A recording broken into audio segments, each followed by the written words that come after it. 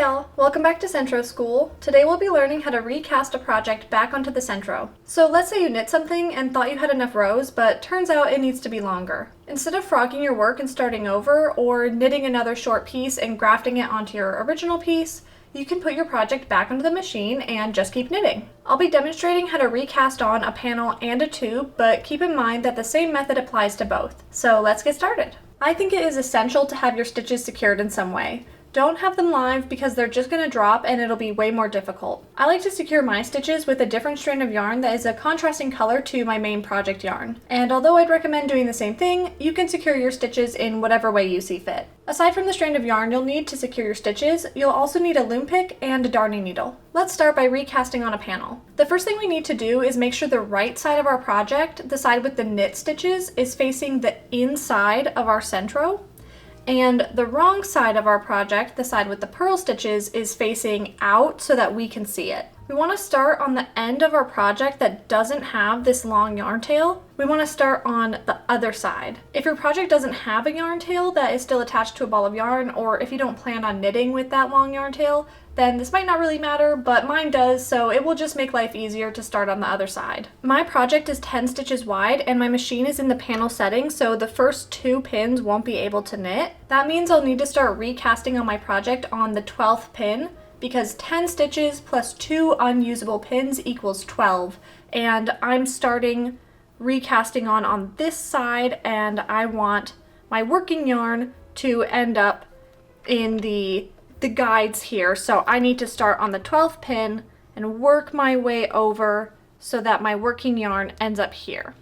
If my working yarn was on the other side, if we were doing it like this and my working yarn was on this side, then I would want to start casting on the 3rd pin and then work my way to the 12th pin so that I could put my working yarn through the guides again. But since my panel is like this and my working yarn is on this side, that means I need to start on the 12th pin and end up on the 3rd. So here's the 12th pin. We're gonna take our loom pick and grab this first stitch on the left side and put it on needle number 12. And make sure that it gets under the hook so that the stitch is secure on there. Then crank your handle a little bit and kind of sink that needle down. Make sure the stitch is sinking down with the needle. And then grab the next stitch with your loom pick and put it on the 11th needle. Crank your handle, sink that needle a bit, grab the next stitch and put it on the next corresponding needle. And we're just going to do that the whole way until all of our stitches are back onto their corresponding needles on the machine. And just make sure that all of the stitches are getting caught like this, being sunk down with the needles. And make sure you aren't skipping any stitches, because if you miss a stitch and then you remove this strand of yarn, then that column, that stitch that you missed, that column will unravel and you won't really have anywhere to knit it back up into your project because its needle will have been taken. That's why I like to be really purposeful about which needle I start on so that I know which needle I need to end on, because if I don't end on that needle, I need to end on needle number 3. If I don't end on that needle, then I know that I made a mistake somewhere and I can go back and fix it before I start knitting up my project again.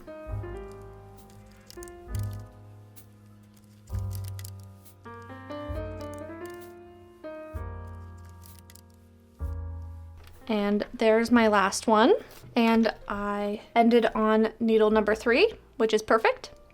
And now I'm gonna put my working yarn back through, or back under this ridge, and then through the guides. And I am ready to start knitting. So you can leave this yarn tail in here for now and pull it out later if you want, or you can just pull it out right now. It doesn't really matter, but we don't need it anymore. And there we have it. We're ready to start knitting again. Easy. Now we can recast on a tube. So this is basically the same as recasting on a panel, but I did just want to demonstrate it for y'all because I know a visual could be helpful. So to start with a tube, we need to find our first stitch, and the first stitch will be the one after to the left of this final stitch that has the working yarn still attached to it.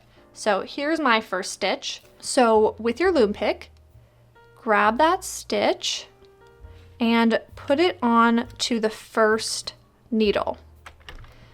And then crank your handle a bit, grab the next stitch, and put that on the second needle. Grab the third stitch, third needle, and we're just going to continue doing that same thing all the way around our project until we have put every single stitch back on with its corresponding needle. And again, we want to be careful to not skip any of our stitches, but it should be easier with a tube because you know that you have to have a stitch on every single needle. So if you don't have a stitch on every single needle when you're done, then you know you made a mistake. As you're going along, you'll definitely notice that the stitches are getting a lot tighter and definitely harder to put onto their needles. But that's just normal. You're just gonna have to be a little forceful with them. They will stretch and you'll be able to get them on here. It's just, it takes a little bit of force. So don't be alarmed if that's happening on your project. That is just part of it. And something that can help is if you just kind of sink your needle down pretty far. That way you don't have to stretch each stitch quite as far, but you just want to make sure that it gets under the hook still. And here is my final stitch.